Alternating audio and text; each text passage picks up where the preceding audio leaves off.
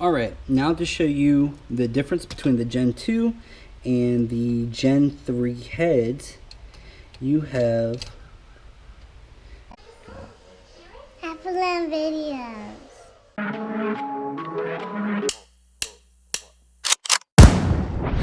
They call me a god. They call me a god. They call me a god. They call me a god. Let's go. I'm about to go off like a weapon. Fuel to the top, got a filled up engine. In my thoughts, obsession. I will not stop, no, I'm never second guessing. I got a God complex. Haters love to hate, but I never feel pressed. Got a lot on my plate, but I never get stressed. I'll take all the pressure like I'm acing this test. Alright, what is up guys? Welcome back to the channel, HalferLand Performance. Today I wanted to talk to you guys about an overall better option. So as these motors age, the J series engine been around since what, 1998 I believe. As they age, guys, you're gonna find, or it's gonna be harder and harder to find lower mileage, good condition motors. So what I wanted to discuss today is utilizing the newer generation motor into an older platform. And what I specifically will talk about today is the Honda J35Z lineup. Z is in Zed or zebra, going into a third gen TL, an 07 to 08 Acura TL, you know, the 08 to 12 Accords, which came stock with the Z's, but for the most part this is gonna revolve around the 07 to 08 Acura TL platform, because in that year, or those 2 years, Honda went with a different bell housing, which will only fit that 07 to 08 Acura TL platform. So if you guys have that platform or that car, you can implement what we're showing you today. So here she is, guys. This is our customer's J35. Let me get over here. Customers, hopefully you can see that, J35z6. It has our HalferLand 800 horsepower plus and up, J32, J35 block guards. Has our HalferLand 800 plus and up hyper piston, J32, J35 pistons, so they do fit in the 3.2 and the 3.5s, being both are 89 millimeters. And we are building and speccing this motor out to 600 to 800 horsepower, wheel horsepower. So all the bearing clearances, as in our last video, piston ring, end gap, has all been set to that specific horsepower, because obviously, guys, you're going to want to tailor your engine setup to your specific needs. A 400 horsepower motor is not going to need the same thing as an 800 horsepower motor. So if you are new to the channel, guys, and you haven't seen any of the stuff that we do, please go back into our channel and look at all of our different videos. Some are going to be a little long-winded, but if you actually watch the video, guys, I lay out a ton of helpful information for you guys on how to build your own DIY high horsepower J series setup. And you know, I took the time to do that, and it was for your guys' benefit, and I know a lot of you guys have benefited from it and let me know that, and I appreciate that, and I'm glad I can help.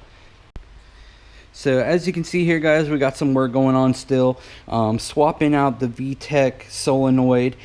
This needs to come off. We're doing the oil relocation kit, the billet oil relocation kit that we offer. It's an adapter, so basically it goes in place of this, and you can relocate your oil filter. So the oil filter no longer needs to sit right here. You're gonna have an adapter block that comes, you know what, let me show you. Okay, so what you're gonna get with the oil relocation block or adapter plate or kit that we offer on our store, you're gonna get the adapter block, you're gonna get all the hardware, you're gonna get the O-ring for the oil pressure sensor, and then you can add in whatever you need for your application. For this is a -10 orb and then a -10 AN, so obviously it'd be -10 lines coming out. But what this helps you do is relocate the oil filter. So instead of running a oil sandwich adapter plate, a lot of people run the oil sandwich to get the turbo feed lines off for their turbos, for the turbo feed, because obviously boosted or turbo applications require oiling for the turbo. What happens there when you add the oil filter sandwich is that it lowers the oil filter way down, so it's very close to the ground, especially if your car is lowered whatsoever. You run the risk of actually just destroying the oil filter, like I personally have in the past. So along with that, it makes everything around the lower control arm, all the suspension, because you got to think, this is the front of the car, this is the windshield here.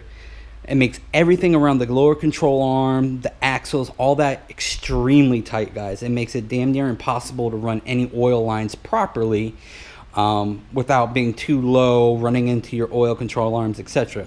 This allows you to move that oil filter somewhere else in the engine bay, run your oil lines off of there to an oil filter, to the turbo, what have you. If you want to take a look at what that looks like, go back in some of our videos, and there's a video of me installing this exact part for Bertha, and we run two 10-10 AN lines to the oil filter, or no, I'm sorry, to the oil filter. We have an oil cooler, and then also a feed up to the turbo. So this really helps, especially with turbos. Whenever you got all that shit going on, you got all that extra piping, you got wastegates, blow-off valves, this comes in handy. And I do want to point out, guys, you're gonna have to move stuff over. This is the oil, this is the VTEC solenoid, the switch. So this is actually what activates. There's a little bobber or a like a piston within there. Then there's a spring, and I believe there's a screen. So there's three components you have to take out of the VTEC oil solenoid that would move over down into here. If you don't do that, you're not going to get VTEC, guys. It's just going to be stuck on the low cam or the low profile of the cam, and you're going to be like, what the F? All right. So as you see here, man, we got the J35z6, like I said, customer build, 600 to 800 horsepower.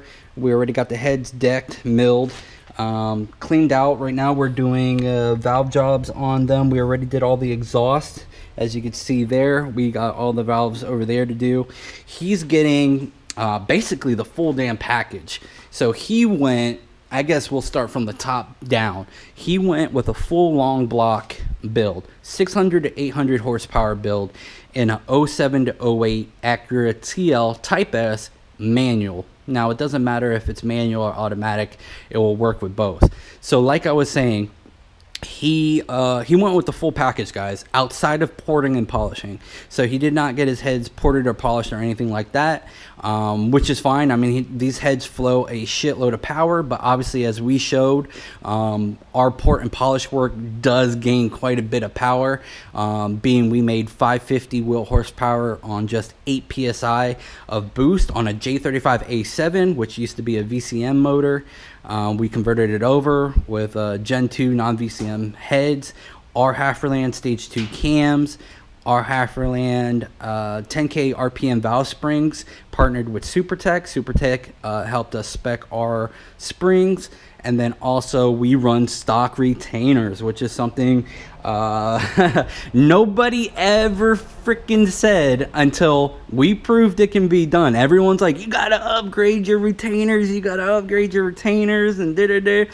Bro, we went 320 wheel horsepower NA stock retainers. We went 400 wheel horsepower nitrous stock retainers. 7,500 RPM on both of those setups. Now 550 wheel horsepower, 8 psi of boost, J35A7, revving out to 7,500 RPM. Still on stock retainers, guys. So look, if you're not like an ultimate racer and you're not bouncing off the rev limiter like you see at like burnout shows or all these shows that these some guys are doing, you know what I mean, where they're just bam, bam, bam, bam, bam, bam, bam, bam, living on the limiter, which creates a shit ton of shock to your valve train. So it's shocking it every time. It's just pounding away at your retainers. Yeah, guys, you're gonna break a retainer, and that's the only time I've ever seen a stock retainer break. Now, on the flip side, if I personally was going 7400 and over, because really 7450 is like my shift point. So I'll get up to like 73, 74 and shift down, and that'll put me perfectly back into our HalferLand Stage 2 power band. It'll drop me right back down into peak power, and then I'll just keep pulling through peak power. So anyways, I feel personally, and from experience, and with any customer build that we've had, as long as you don't live on that limiter, yeah, it's okay to bounce off it once in a while, but as long as you're not living on and off, constantly, you're not shocking that valve train, and you're not putting all that stress on the retainers.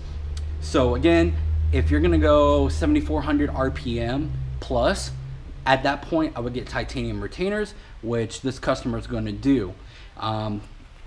Like I said, he's going 600 to 800 wheel horsepower, so he's getting our full head rebuild, so all new seals, decked, valve seals, valve job, cam seals, basically the whole works, just not getting the port and polish on his heads. Now, moving over to the block, he went basically all out for everything we offer. He went, you know, full rebuild on the short block, and we have the block cylinders machined professionally by our machine shop that we've used for 8 to 10 years now. I love the guys. They're great. They're out of Tampa, and we had the cylinders professionally honed. We dial bored and double checked their work, guys. We did not just assume they freaking did the right job. We went ahead, we dial bored, which all of our shit's over there. We dial bored the cylinders, make sure they're round, they're straight. We did our piston to wall clearance checks. So all the block maintenance was done, cleaned out. Then he went ahead and we had the crank. The crank was polished. It was also measured out to be, you know, making sure it's straight and true. All the journals were checked. Then he added our HalferLand 1300 horsepower and up capable J35 rods, along with our 800 horsepower Hyper 800 horsepower plus Hyper J32, J35 semi-forged pistons, which also have an anodized dome to help with heat dissipation, so it doesn't retain as much heat. And we are actually working on a V2 of this that's going to have a full ceramic dome, guys, and that's just going to be a league above what these are right now. And I believe we're also going to bump the compression up by 0.5 point on our new pistons, because as of right now, if you install our pistons into a J32, it's going to be 9-to-1 compression. If you install them in a J35, it's 10-to-1. So our V2 is going to be 9.5-to-1 compression on a J32, and it's going to be 10.5-to-1 compression on a J35. And a lot of the guys, there's a lot of stuff on the internet, guys, that talk about lowering your compression ratio for boosted applications or turbo forced induction applications, supercharged, whatever it may be. Hell, I've even seen it about nitrous, even though nitrous loves compression, dude, fucking loves it. The newer fuels are simply better than what used to be ran. Even if you're running a 93 pump octane now, I've personally ran 12.4-to-1 compression on a J32 on 93 pump gas, pushing 27 degrees of timing with 0 knock. All right, so that's pretty crazy. On the flip side, forced induction, 93 octane, same shit, went a little slower or a little lighter on the timing, obviously, but then like I said, all the new fuels are just simply better than what they used to be, guys. And I don't believe in this lowering your compression to 8-to-1, 9-to-1, or whatever. Now, if you're going 1,000 horsepower or more, yeah, you should probably lower it, at least a point. But Bertha, right now, my daily, our shop R&D car is 10.8-to-1 compression, J35z6 turboed. So I did initially tune on 93. Then when I dynoed and made 550 at APSI, that was on E35. It was an E35 mix, so it wasn't even a full E85. It was 93 and E85 mixed together for E35. So anyways, as I'm saying, guys, 9-to-1 compression on a boosted application is more than fine. That lower, anything lower than that, you're just robbing yourself. You're basically shooting yourself in the foot for no freaking reason. Especially if you're gonna go like an E85 or a race ethanol, man. That's why we're turning up. That's why our V2 pistons are gonna be half a point higher in compression. Moving forward, I know I rant a lot, but moving forward, he also got our HalferLand 800 horsepower plus J32, J35 block guards, which is the main downside to these blocks, guys. A lot of people talk about what can these motors do, in stock form, and I tell them ultimately the main issue you're gonna have is the open deck. So obviously without our block guards, this water passage is completely open, and there's nothing reinforcing or keeping these cylinders from shifting within the bore or within the block. And that's when you end up with cracked sleeves. You'll end up with a cracked sleeve, out of round pistons, and you'll start getting vibration. Then shit starts to break. You break ring lands and stuff like that, or a skirt. So you can start getting piston slap. Like, there's all kinds of shit. The main one drawback to these engines, and basically all Honda engines, is the open deck. Now, we've seen a lot of people saying, don't get block guards, don't do this, they drop, they don't support anything. Guys, we've gone through 2 iterations now. So this is our V2. And before that, actually on our V1, we went through 2 iterations. So technically, this would be our V4. But being we made adjustments to the actual design of the block guard, this is considered our V2. So all of our block guards, they will install easily, being that they have a taper or a beveled edge to them. Not beveled, it's a chamfer. So there's a chamfer to the bottom of the block guard, and what that does, it basically creates like a V shape. So it will want to wedge in there. It will install very easily up until you get to around 2 to 3 millimeters down below deck height, and then at that point you're at the top of the V and it wedges in. So there's absolutely no way our block guards should be dropping in your block. Unlike what other people say, ill-fitting, in the past, ill-fitting block guards in like D, B series or whatever. We've sold a shitload of these block guards and get nothing but 5-star reviews. Never one instance of a guard dropping in the block.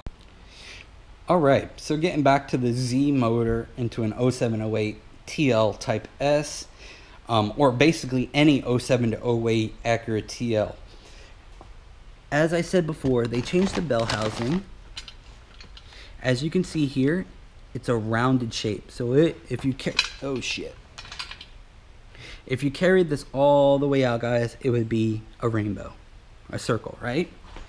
Now, if we move over to all of my fucking engines over here, as you can see, guys, this is a J35z6, same motor I have in Bertha. As you can see here, see how it's squared out? See how that's squared out? Squared out. Though that bell housing shape is the Gen 1 and Gen 2. And don't mind Charlie here. He's the guard dog of the shop. I hate cats, but he's freaking awesome. Don't let my wife hear that. So anyways, stop, bro. You're getting hair all over me. Anyways, this is a Gen 1, Gen 2 bell housing shape. As you can see, it's a squared off shape. So basically this runs, this will run everything from the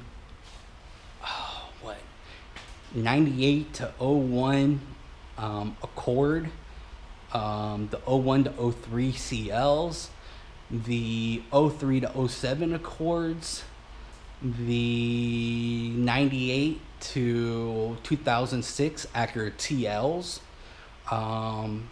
MDX all the way up to 04, Odysseys all the way up to 07, 08. So yeah, that square bell housing fits all of those. Now once you get into the Gen 2s,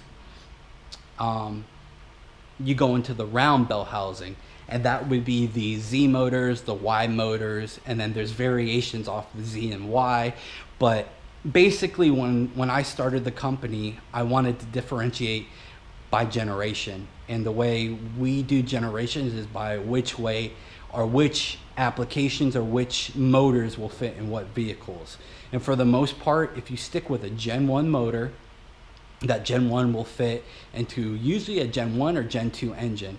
Now you start talking about drive-by-wire and drive-by-cable, it's going to differentiate. But if you stick with a Gen 1 engine, you can put that into any Gen 1. Any Gen 2 engine, like a J30 A4, A5, J32 A3, J35 A5 through A9, those will all fit into a Gen 2 car, such as a 03, 07 Accord.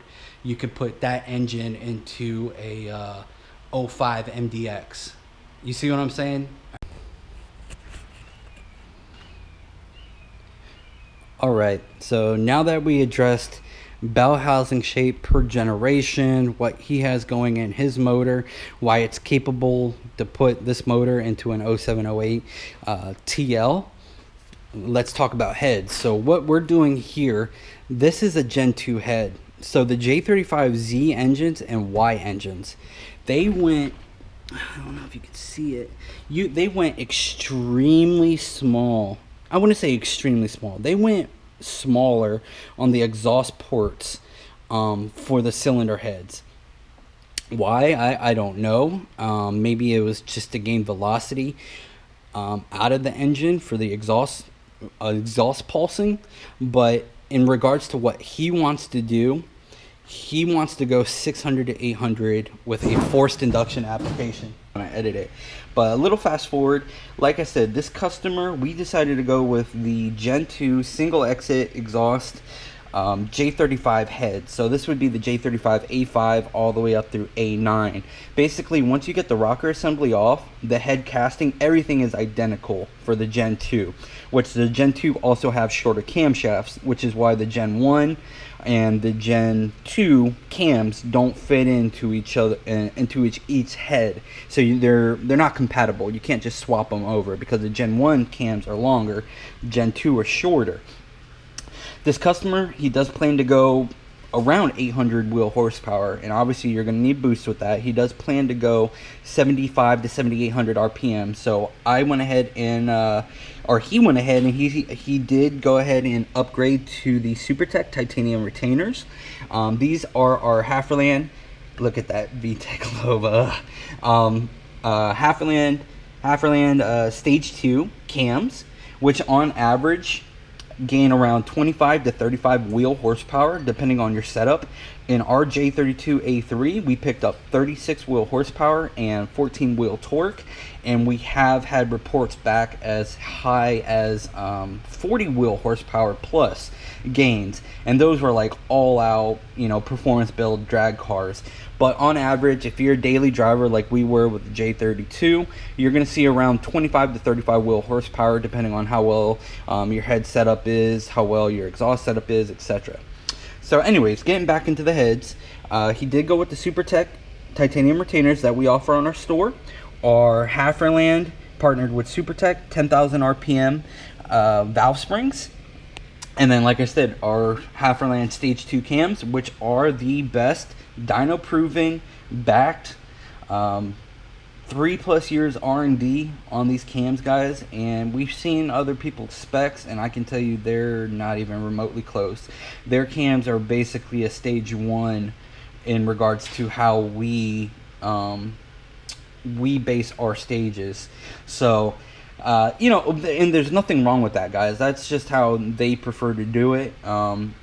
We're slightly more aggressive with our cam profile stages, however you want to say it.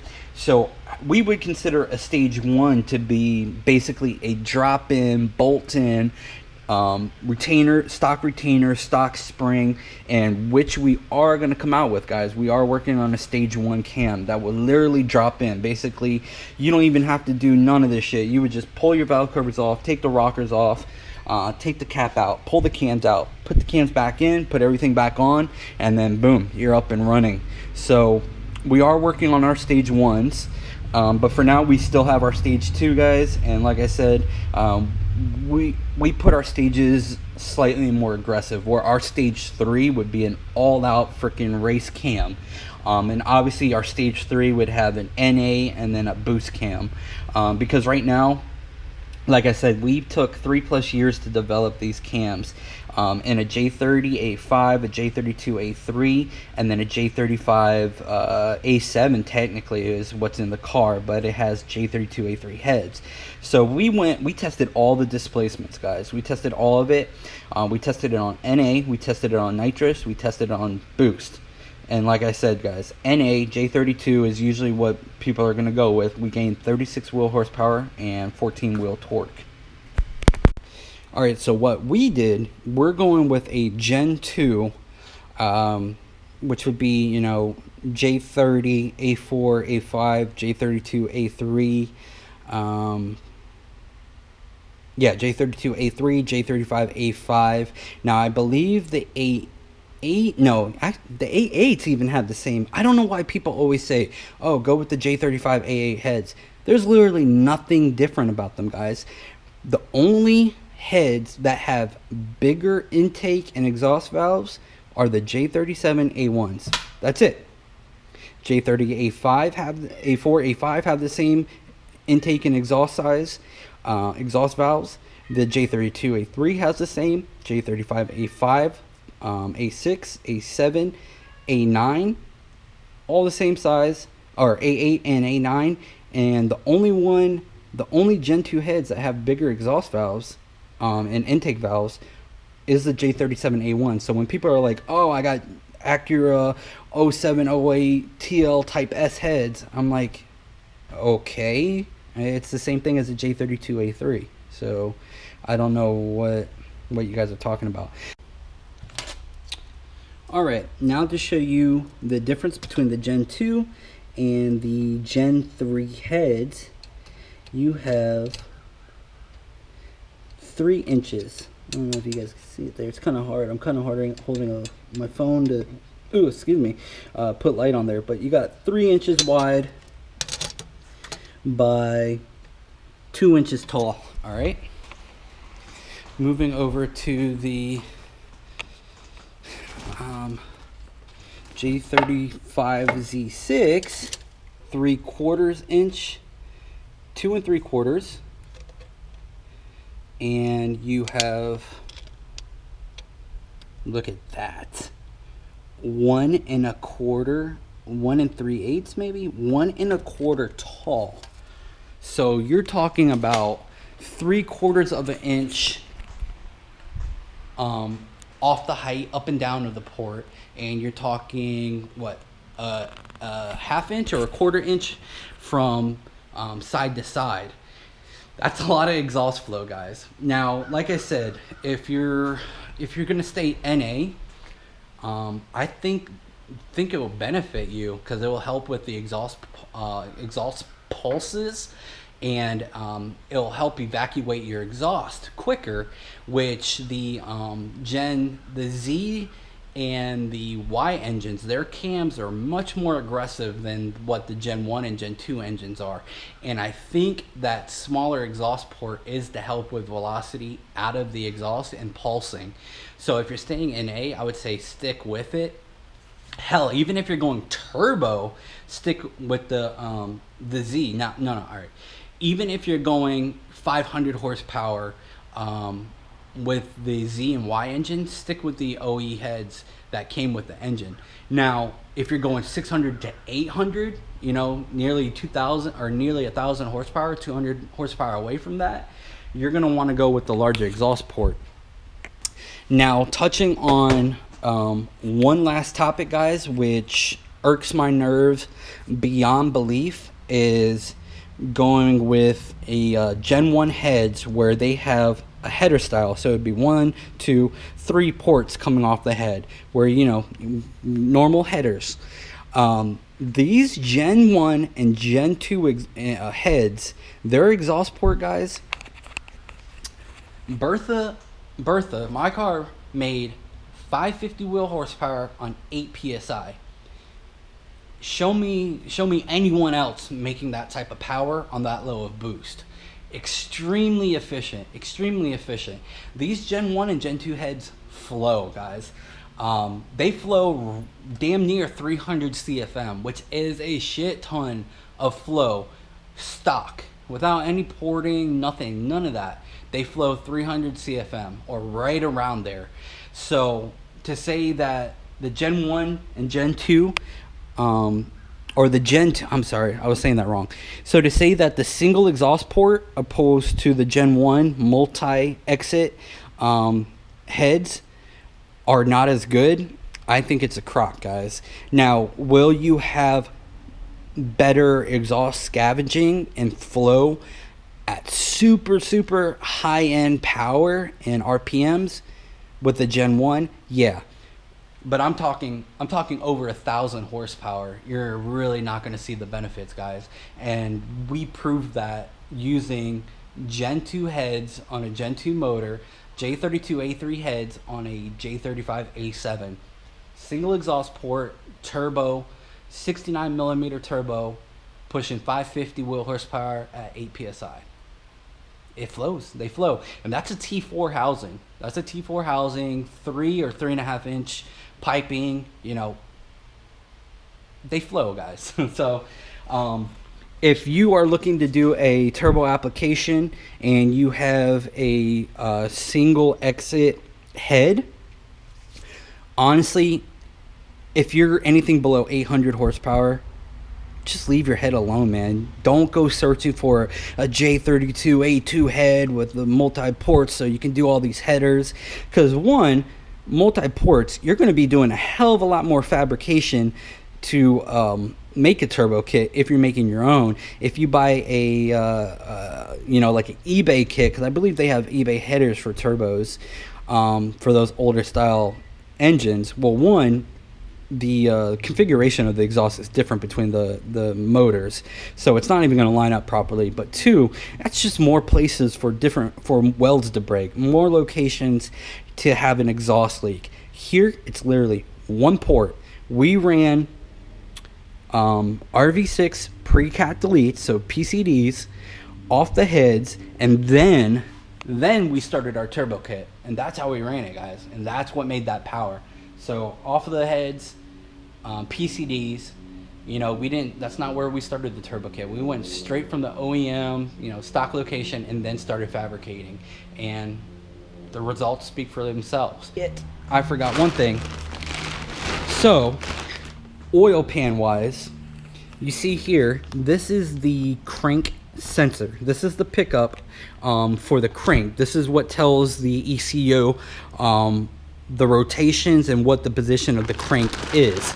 So obviously on the Gen 2 or the 0708 Acura TL Type S, the J32A3s, the J30A4A5s, that's not how it goes. And you can see right there, that gear right there, that is the sensor pickup for this motor, the Z motor.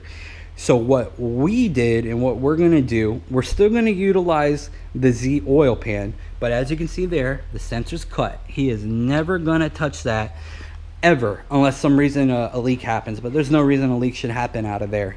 It's really not all that pressurized. But anyways, that we use the stock Z crank, but what we're going to do on this side, the Gen 2 crank sensor goes right here, and the block is still configured exactly like the Gen 2. So this is a Gen 3 Z motor. This is still configured exactly like an A motor, J32A3, J32A2, J35A5 through A9, and literally the crank sensor will bolt right back up to it, and that's how it'll pick up. And it'll pick up the crank position off of the crank pulley. Not the crank pulley, I'm sorry, the crank gear, basically. I don't have one right here to show you, but it's the gear that goes on for the timing belt, then your crank pulley goes on. So it's going to pick up the crank position off of the pulley off the front, and the position sensor will go there. I believe outside of that, yeah, so we touched on the heads, the head exhaust port being smaller. If he was 600 or below, I would have just left the Z heads on there, but being he wants to go as high as 800, I think he's going to have a little better performance with the Gen 2 and the bigger single exit exhaust. We touched on the oil pan shape and compatibility, fitment between models and whatever. And if you ever have any question, guys, go to our main website, HondaJSeriesEngine.com. Again, HondaJSeriesEngine.com. Go to our Q&A page, and we list all the generation, or all the motors by generation. And as I said, you can basically pick any motor from its generation, and it will go into your car. So if you have a 03 to 07 Accord and you blew your motor and you want to go a 3.5, any Gen 2 3.5 will work. So any Gen J35 A5 through A9 will work. Now, where you got to be careful is with VCM, because that's where Honda started dabbling into the VCM. The A7, which I have in Bertha, is one of the first VCM motors. So what we did there is we simply swapped out the heads, but really what would have been easier is just to swap out the rocker assembly. You could have just pulled the rocker assembly off and then put on the traditional single intake lobe VTEC cam rocker, and it would have worked perfectly, because the casting on the heads are identical. So everything works out, guys. But let's see. Okay, so oil pan. This is the Z pickup, which we're utilizing, but honestly, any other one would have worked. We talked about the heads, bell housing shape, crank sensor. Oh, cam sensors. So the cam, the guard on the guards on the Z motors, on the Z motor heads, are slightly different, and they won't line up. They will only bolt on with one bolt. I haven't tested it yet, but a buddy told me about it, and so I trust what he says. He has a supercharged 0708 Acura TL. I believe it's making like 500-600 wheel horsepower. It's cool build, but he's a cool guy. He said that they don't line up, but only one bolt will line up, and that's how you secure it. I haven't tested that or even looked at it, because like I said, I wanted to utilize the larger port of the Gen 2 heads for the exhaust.